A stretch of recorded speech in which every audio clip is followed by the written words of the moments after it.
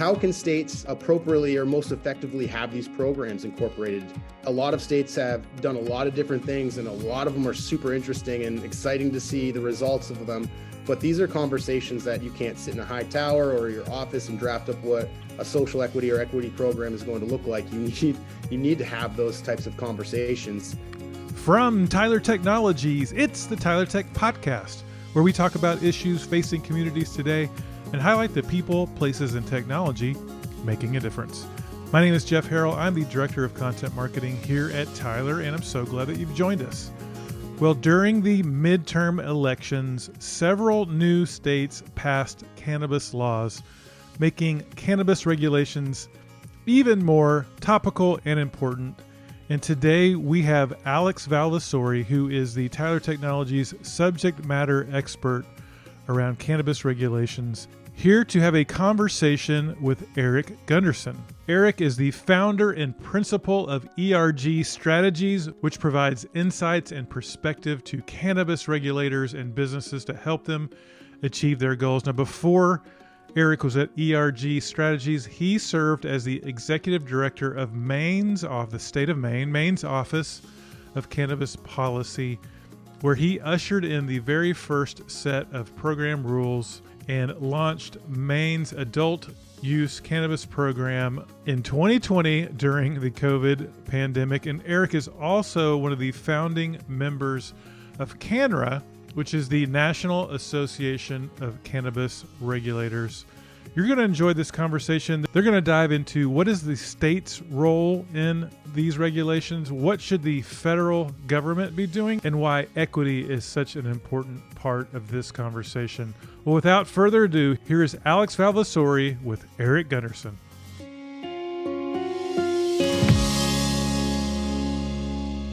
Hi, everyone. I'm Alex Valvasorri, General Manager for Licensing at Tyler Technologies. I'm joined today by Erik Gundersen, founder and principal of ERG Strategies and the former executive director of Maine's Office of Cannabis Policy. Erik, thanks for being on with us today. Yeah, thanks for having me, Alex. I appreciate it.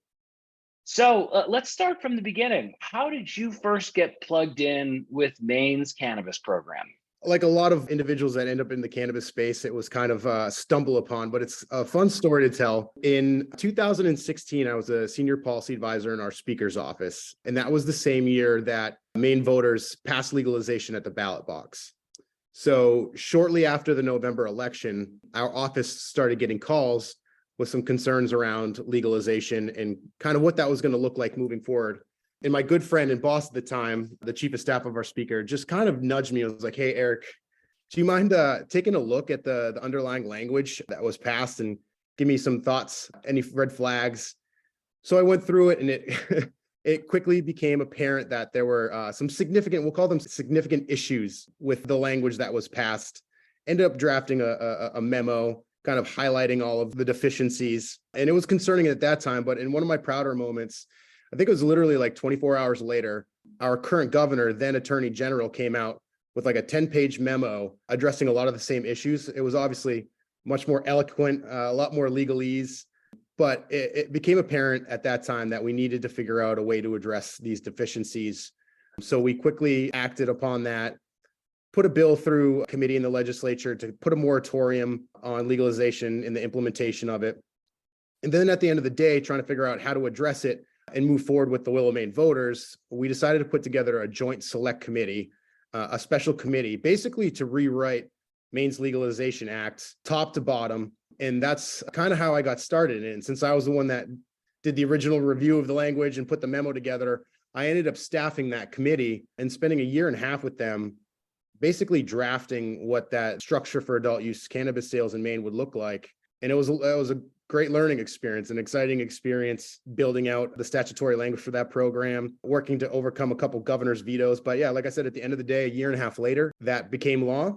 And then shortly after that, we had our change in administrations and the incoming Mills administration. We had some conversations, kind of gave them a heads up as far as everything that needed to happen. And one thing turned into another, and they asked me to establish Maine's Office of Cannabis Policy, or at that point, Maine's Office of Marijuana Policy, get the rules together, and launch the industry. And that's exactly what happened. And I got to serve in that role for 4 years, which was awesome. But like I said, when I like I started answering the question, it's just kind of stumbled into it, and very glad I did. Yeah, that's really interesting, Eric. And I got to imagine that it was an interesting transition, kind of going from the legislative side of things to really being a regulator, right? And standing up a program. What was that transition like for you? It wasn't easy. Certainly working in the legislature is one thing, but then getting dumped into state government, it's a whole different environment, a whole different world. And luckily I had some really great support. One of the staff that I had brought on early, I had experience living in state government, and the support I had from both my governor's office, my commissioner's office was incredible. So it did take me a little bit to figure out how to kind of navigate in that world. But really those early days, my attention was so hyper focused on getting the first set of regulations together in order for us to start the adult use program that it is all kind of a blur. But yeah, there was definitely a learning curve, but certainly had the support in right places. Yeah, that is great to hear. And so what were some of those early challenges and growing pains? I know every market, has to work through those. And looking back on that time, were there one or two issues that you found to be exceptionally challenging to work through? Well, certainly, and we kind of have a unique case here, but I started and established the Office of Cannabis Policy in February 2019. And I just alluded to how I was hyper focused on the rules. So the rules to establish that basically serve as the framework of Maine's now adult use cannabis program were major substantive, meaning they had to be approved or blessed by the legislature before going into effect. And in Maine, we have a part-time legislature. So I show up early in February, and we need to draft this set of regulations before our legislature goes home in June, July timeframe, which also you need to have them go through an administrative process, right? So I think it was literally like 4 or 5 weeks, head down, working all through the day, evening, night sometimes, to put together 90 pages of regulations while making sure that we were engaging stakeholders that were going to be impacted, other state agencies. And we literally got the draft of rules done in something like 4 weeks, 5 weeks. Wow. And then get them to the legislature with just in the nick of time to get them passed. But to your question, so that was obviously challenging. We got them passed. They went into effect. We started operationalizing immediately. We started accepting applications at the end of 2019, and our sights were set on a system launch or issuing the first active licenses in spring of 2020. Where, I mean, to your question, what were some of the challenges? Yeah, interesting timing there. Yeah, I'm sure everybody's aware of the global health pandemic that started right when we were getting to the point where we're talking about launching the system. So at that point, everything got put on hold. Obviously, you need to work through some issues like launching safely amid a global pandemic, making sure that you had guidance for all of your licensees so they can operate safely and effectively.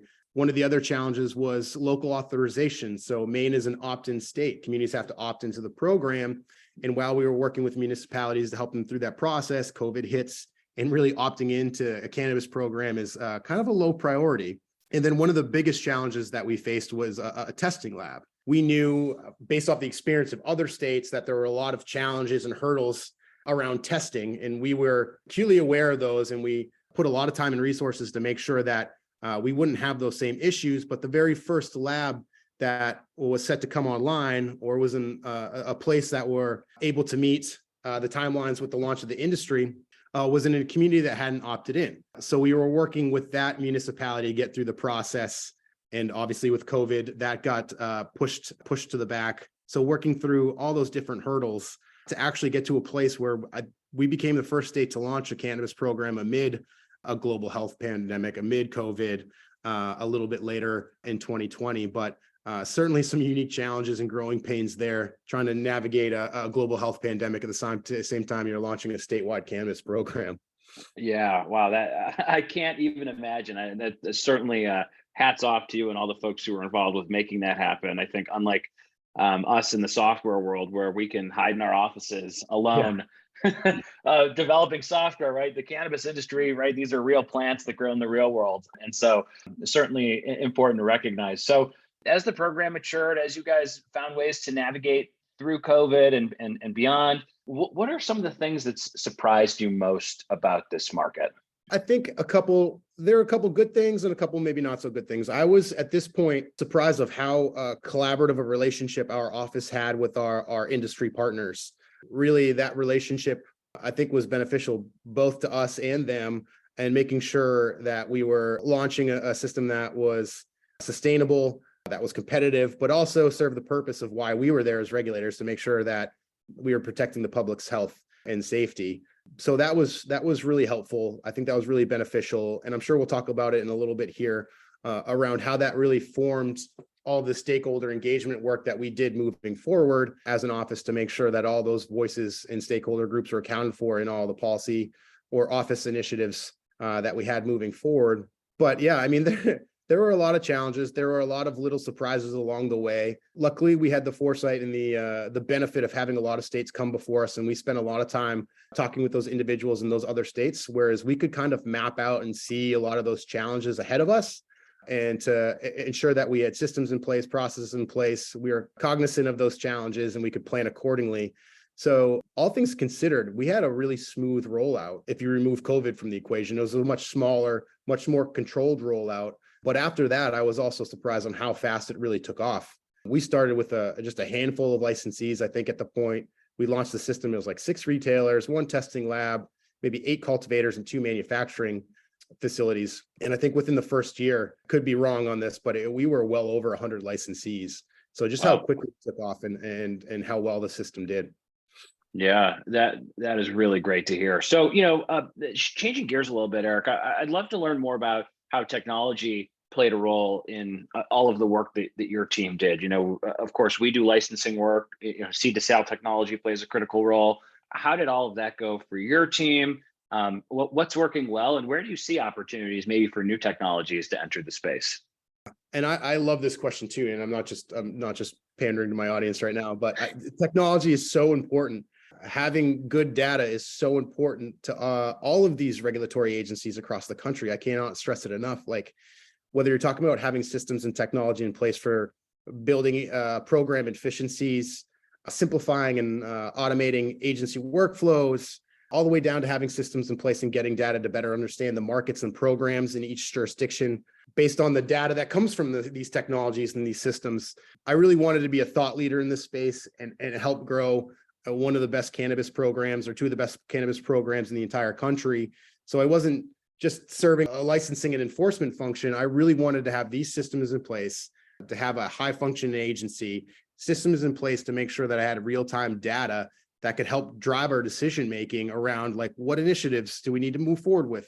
What policy proposals do we need to put in place to address these gaps or inefficiencies or issues that we see, whether in real time or in the future, based off of that data?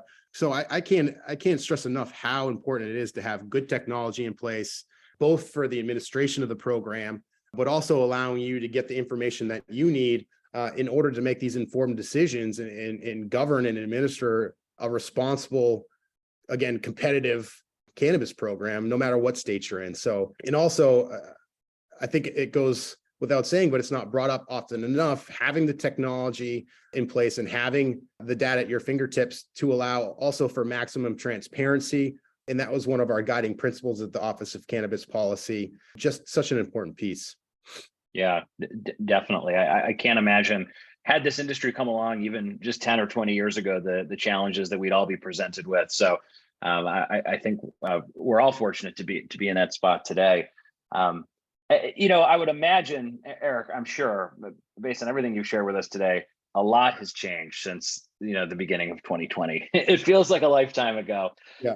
And I'm curious to know to what extent you've observed a shift in public perception of cannabis generally in Maine. Of course, while cannabis remains a contentious topic in some circles, public views and perceptions are shifting rapidly. And I'd be curious to see kind of what the sentiment was like, back at the beginning of 2020 versus kind of where things stand today. Yeah, when you're talking about changing the perception or the culture environment around cannabis, it's a slowly but surely. It's something that certainly doesn't happen overnight. And changing the perception is one thing, and it's completely different than normalizing. I kind of want to make sure that we distinguish those two things. But slowly but surely, and these things take time. Certainly in Maine, we had a long-standing medical program and we had decriminalized it. We were one of the first states to ever do it. So I think we were probably ahead of the curve in most states, but it's probably the same probably holds true in other states, but our more urban centers, our service centers, were the early adopters, opting into the adult use program, allowing for these facilities to come and set up their shop and have their communities be a home to the facilities. And rural parts of Maine were slower to adopt. But we're starting to see that change in real time just by the licensings that we're issuing, seeing towns across Maine that weren't those early adopters slowly begin to opt in. I mean, if you were to visit any of these facilities in Maine, a lot of them look like Apple stores versus what an old school perception of what a cannabis grow site might be, right? Like these are sophisticated, lots of technology. They're professional businesses, and the people that are operating them are responsible actors. They're proud of what they're doing. They're proud of their facilities. And for the most part, they're trying to be positive members of the community that they're in. So I think a lot of the work of not only launching the program, but the industry stakeholders themselves being a good example, you're going to start to see things change, or at least start to pick up as far as changing that perception of cannabis. But for the most part, it's been received really well here in Maine. And in those spots that people may not necessarily be unsure, there's ongoing conversations between not only the office, but all the other stakeholder groups in those places and spots, not necessarily from a place where OCP or a regulatory agency is advocating for opt-in or advocating that they make that leap and welcome these cannabis establishments, but at least giving them the information that we have, giving them the education, giving them the numbers and data that can better inform their decision-making, I think is an important piece that also will go a long way in helping change some of the perceptions that individuals have of what a cannabis market may be or look like. We'll be back with Alex and Erik Gundersen in just a moment. Well, Tyler Connect is our big user conference. And if you're listening to this podcast in the fall or early 2023, we want you to know that Tyler Connect registration is now open. You can join us in San Antonio, Texas, May 7th through 10th of 2023. It is a great time of networking with thousands of industry peers while learning to maximize your Tyler software. Early registration is now, so register now to save. Go to tylertech.com/connect. Well, back to our conversation with Alex Valvasorri and Erik Gundersen. Clearly, a lot has gone on in the last 2 or 3 years. And of course, a lot is happening now. You recently left your post at OCP. You've started ERG Strategies. And so I'd love to kind of hear how that transition has gone so far. And I'd love to learn more about the work that you're doing in your new role. Yeah, no, I after nearly 4 years back in October, I stepped down as executive director of Maine's Office of Cannabis Policy, which, believe me, was not an easy decision to come to. Had an absolutely phenomenal team over there. Again, when we were established in February of 2019, it was literally just me. And when I left, we were just shy of 40 staff, all working in all different divisions and all working in the same direction to make sure that we were executing and administering responsible cannabis programs. So it was tough to leave, especially after nearly a decade in state service. It's been a great transition. I feel like at points I've been shot out of a cannon, right? And part of the decision-making was I've done a lot, nearly everything I set out to accomplish. And I really like the creating aspects. I like the policy development. I like developing regulations and best practices. And the administrative stuff after 4 years got a little bit old. So making this transition where I can work with my former colleagues, other state agencies across our country, no matter where they are in a life cycle of a cannabis program, whether they're thinking about legalization, whether they're about to implement a new program, whether they're refining what their cannabis program looks like after X amount of years. Certainly, I think the experience that I have can be helpful in any number of ways. So that's really what drives me, is being able to help out other cannabis regulators across the country. Like, they're a very small group of people, some of the most dedicated public servants you have ever met, going through this insane experiment that no one's gone through before. And certainly there's a camaraderie that doesn't exist in other groups of people. And they have a fantastic organization in CANNRA, which I was a founding member of. But still, that doesn't replace the 24/7, can be on the ground, questions, comments, concerns, strategy, developing operating plans, legislative plans, developing communication plans, agency initiatives. So that's really what drives me, is continuing to do that type of work, but offering that expertise to my former colleagues and others that have yet to become cannabis regulators across our country, and doing that really important work. Exciting Eric, stuff. you mentioned CANNRA, the Cannabis Regulators Association. For our listeners who maybe aren't familiar with CANNRA, tell us more about that organization. Yeah, CANNRA is the organization for cannabis regulators across our country. It wasn't really, it wasn't established in 2019 when I became a cannabis regulator. At that point, it was called the Cannabis Roundtable, where every year or twice a year, all the states that have cannabis programs would get together and talk about the issues of the day. What is everybody seeing? What is everybody facing? The challenges, and talking those through and trying to be a resource to one another. In the time that I served as executive director of OCP, that it grew really quickly, and then evolved into this association, CANNRA, which still has the goals and objectives, kind of what I explained. And it's just a phenomenal group under phenomenal leadership, and such a resource to regulators across the country. Interesting. It really is a great organization. And for our listeners who haven't already checked it out, we had the pleasure of having Andrew Brisboe and Jillian Shower on a couple months ago. Be sure to check out that episode if you want to learn more about the tremendous work that CANNRA is doing. Eric, going back to your new role as a consultant, I'd love to get into some specifics. And it's great to hear your enthusiasm and passion for supporting agencies across the country, because there's a lot of new questions that come up anytime a new state is coming online. And a topic we read a lot about in the media is social equity. I know this can be a really sensitive topic. States have taken a wide range of approaches to tackle this issue. So first, for our listeners who maybe aren't familiar, if you could take a moment to walk us through kind of what social equity means, and then also if there are best practices or models that you're seeing that might work well in new markets. Yeah, so the topic of social equity and equity is such an important conversation to have, no matter where you are, again, the life cycle of a cannabis program. I think the conversation of legalization should really be seen through the lens of equity and social equity. But to your point, what does it mean? Or to your question, what does it mean? And that's hard to answer, because what equity may mean in Maine is different what it's going to mean in California versus what it's going to mean in the Mid-Atlantic. So really first understanding what equity means, where you are, and how to incorporate that, not just into the regulatory system or specifically licensing, but even how to incorporate equity programs outside of the regulatory agency, outside of licensing. States are generating a lot of tax revenue. I know they have a lot of priorities, but certainly needs to be thought about how to effectively spend that money in order to address equity, because it's important. It's so important to incorporate it in some way, shape, or form into these programs.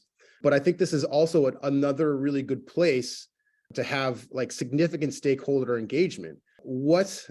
How can states appropriately or most effectively have these programs incorporated? A lot of states have done a lot of different things, and a lot of them are super interesting and exciting to see the results of them. But these are conversations that you can't sit in a high tower or your office and draft up what a social equity or equity program is going to look like. You need to have those types of conversations to effectively execute it. But yes, anytime you have the conversation around legalization, it should be social equity should be probably the largest slice of the pie when talking about legalization in general.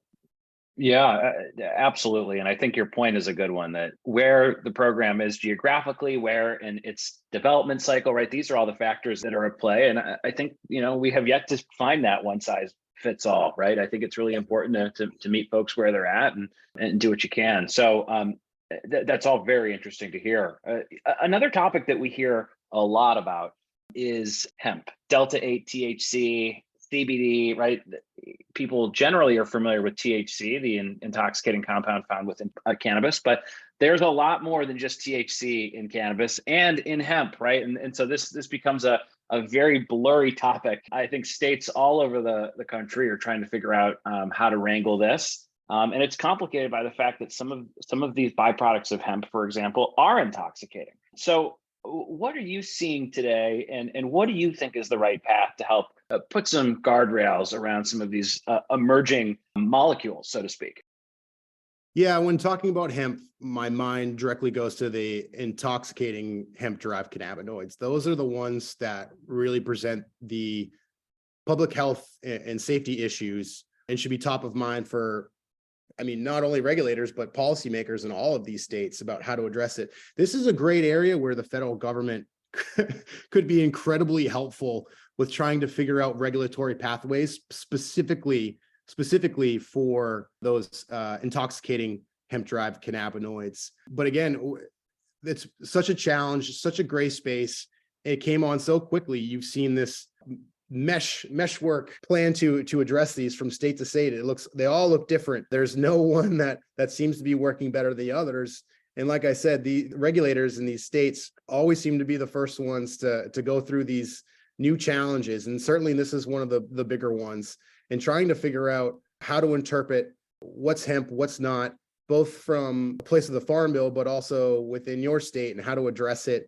This is not an easy one. And again, this one could be a little bit easier next year with the updated Farm Bill to help states address some of these, well, quite honestly, dangerous products that are on store shelves and gas stations or being sold over the internet. But I don't think there's necessarily, or I can't think of necessarily one state that's done a really good job at addressing it. But certainly we need to put some constraints, again, on these intoxicating products, these hemp-derived products that present a real significant sort of threat to public health.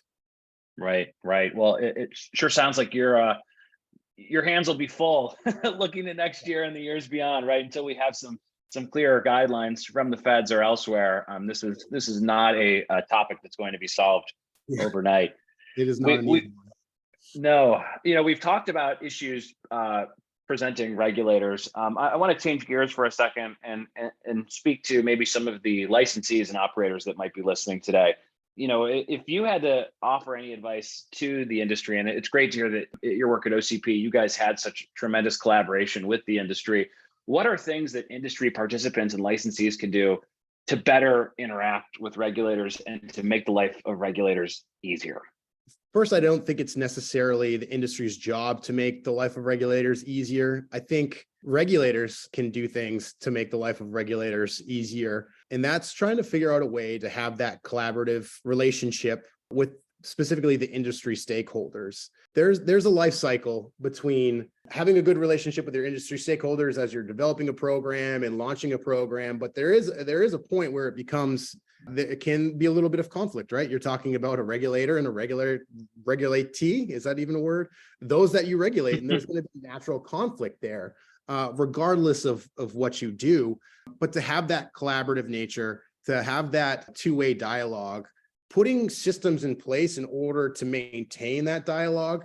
So 2022 at OCP, before I left, we had really doubled, tripled, quadrupled down on our stakeholder engagement. I think we had actually 4 or 5 different stakeholder initiatives running on parallel tracks with different stakeholder groups to make sure that we were being the best regulatory agency, regulators possible. And in order to do that, in order to achieve that goal, you have to have those conversations. So certainly having stakeholder initiatives directed at industry partners, whether it's just generic or around a specific issue, can make basically achieving your goals as an agency maybe a smoother pathway. I don't want to say easier, but a smoother pathway. And just having that dialogue is so beneficial that, if I'm talking to a new regulator, talking about stakeholder engagement is a large percentage of the conversation. And a lot of the times you kind of see their eyes gloss over because they understand what stakeholder engagement is. They understand just like the inherent value in stakeholder engagement, but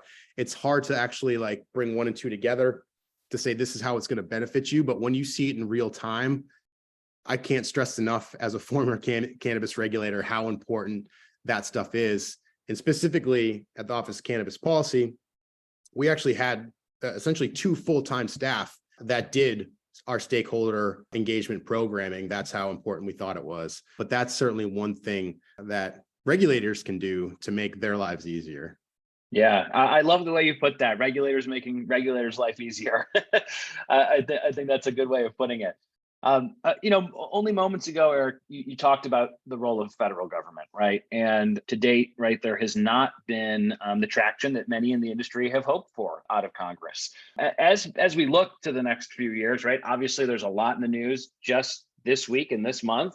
But in your opinion, how do you think about the role of the federal government in regulating cannabis? Needless to say, no 2 state cannabis markets are alike. There are certainly more and more standards and similarities, but there's quite a bit of difference as we look from state to state. So, how do you see the federal government fitting into this? And if you could deliver a message to Congress, what would be the advice you'd give them? Oddly enough, I think about this a lot. For one thing that I would tell Congress, there's a lot of things that I would want to tell Congress, but if there's one thing, as you go through this process, make sure that state regulators have a seat at the table. They are the ones that pioneered this. They're the ones that deal with this day in and day out and have been for a while. And for the most part, a lot of them have done a really good job with the resources they have and the hand that they've been dealt. So to making sure that they are at the table, having the conversations about a way that the federal government can come in and help state cannabis programs, not upend state cannabis programs, but help state cannabis programs, set a floor, set standards for a lot of different things that would help state cannabis regulators, whether you're talking about standards for testing. Testing standards are different from state to state, from testing lab to testing lab, because there are no standards set, and regulators do the best they can to make sure that whatever technology a lab is using or whatever process, that there's good data, one going in and coming out, but standardizing that, having a federal agency or organization put that together would be incredibly helpful, along with packaging requirements and labeling requirements, setting a floor, helping bring clarity to that. There are a lot of different areas where they can set those standards to help with predictability from state market to state market, to help basically give some political coverage to state regulators around some of these things. But yeah, have regulators at the table, helping them walk through what role the federal government should be playing, and help direct them to areas that would certainly be beneficial to regulators and cannabis programs across our country. And I would imagine specifically topics we hear a lot about today, right? Access to banking Yes. At the forefront. So crystal ball time, Eric, if you had to take a guess here, do you think we're going to see safe banking or something like safe banking passed here during the lame duck session? No, don't do this to me. Yeah, I'm always a pessimist when it comes to this stuff. I feel like with safe banking, it's Lucy in the football, and I have my own thoughts, but I don't want to be the one to put negative thoughts and vibes out into the universe. So we'll go ahead and say, sure, yeah, it's going to get done this year. And I sincerely hope it does too, because as a former regulator, you think about it, sure, it would be nice and convenient for the industry to have bankings be able to access a loan, but I see it more as a public safety issue. You're always worried that you're going to have one of these incidents happen in your state within your program, and you know that SAFE could help address that or head that off. So I think of it as a public safety issue first. So let's hope that it passes. So, Eric, this has been a great conversation, and clearly the role of a cannabis regulator is not easy, and having a healthy sense of humor is probably one of the many ways to survive a job like this. And in preparing for our discussion here today, I noticed that your LinkedIn profile said that you used to do stand-up comedy. So you got a joke for us here today? I did used to do stand-up comedy. I actually did it for a while. It was a nice outlet and I really enjoyed it. And actually, to tell you the truth, it was helpful in so many different ways, serving in the role of executive director of a cannabis agency, just in engaging with the public, engaging with stakeholders, engaging with the legislature, and always not taking yourself too seriously. But no, I'm gonna refrain from sharing a joke because I don't know if my old jokes that I told years ago are appropriate. I'm more now into dad jokes, having 2 kids and become an old man. So any dad joke out there is good in my book. Yeah, good. Well, Eric, it's been a real pleasure speaking with you today, and thanks for joining us. Yeah, no problem. I appreciate the invite, and hopefully we'll get to talk again sometime. Thanks, Eric. Well, I hope you enjoyed that conversation. Two true subject matter experts around this growing issue, pun intended. Well, again, thanks for joining us. We have lots of episodes planned for the Tyler Tech podcast for the remainder of 2022. And can you believe we are moving quickly into 2023? So please subscribe. Again, thanks for joining us. My name is Jeff Harrell, Director of Content Marketing with Tyler Technologies. We'll talk to you soon.